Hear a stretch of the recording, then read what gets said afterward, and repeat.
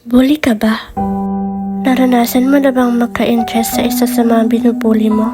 How did it go? Paano mo mapapaibig yung isang taong ang sama na ng tingin sa'yo? Hi, I'm Aiko. At ito ang kwento ko. Aiko Fujigawa ang full name ko. I'm half Japanese and half Filipino. Well, makikita naman sa physical features ko. Lagi rin akong inaasar ng mga close friends ko na asa na daw yung mga mata ko. Sa totoo lang, wala naman akong pakialam kung pangalan ko ay Hapon or mukha kong Hapon. Kasi wala lang.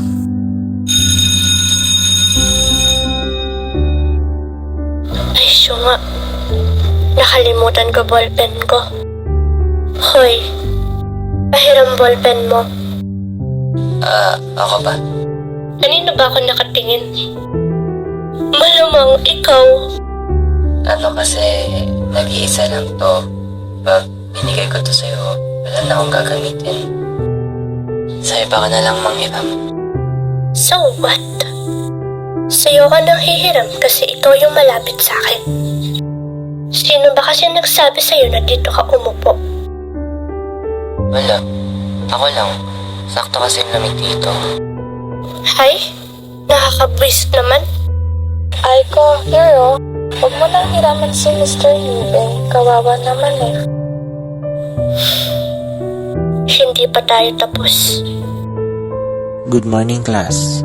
Good morning, sir. Okay, so before we start our lecture, meron tayong bagong transfer from Davao del Norte. Magpakilala ka na, iho. Hi, I'm Zachary Bautista. But you can call me Zaki or just Zach. I'm from Davao del Norte.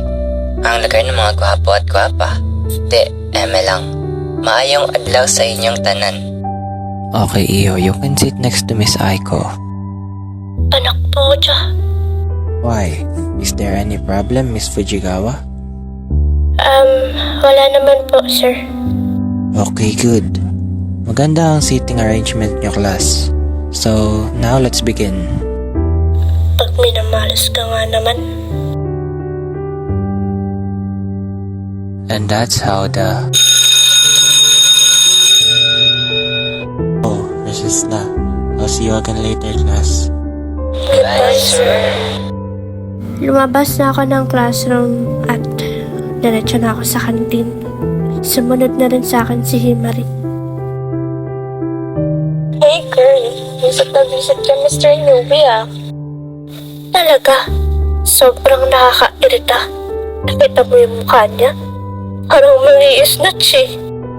Wow, para namang hindi mo hiniraman ng ballpen kanina ah. Buti napansin ko kayo. Hi, Aiko, sa dami ng pwedeng makalimutan. Ballpen pa talaga? Hiniram kasi ng bullshit kong kapatid. And she forgot to give it back. And akala ko rin marami pang stock. But it turns out, it ran out. So, ayun. Pero ba't nga siya hinihiraman mo? Ang dami nating classmates. Nandito ako. Bakit hindi ka na lang agad sa akin ng hiram? Muntik pa tuloy kayong pagtinginan kanina. Alang na tumayo pa ako. Siya yung pinakamalapit sa upuan ko. By the looks of it, it's not rich. Kita mong iisa lang ballpen niya, right? And nakita ko din na sira-sira ang bag niya. Ocha, paano siya nakapasok dito? This school is only for the rich. Maybe. He's not rich, but he's brainy. Wala sa itsura ah. Brainy? Siya ata yung puro kamote lang kinakain eh. Mukha pa lang niya. Parang wala nang ibubugay eh. Grabe ka naman. Pero natiis mong makatabi siya kanina. Do I have a choice? Pero hindi na yun mauulit. I hate him. Mukhang may bago na naman tayong kakawawain.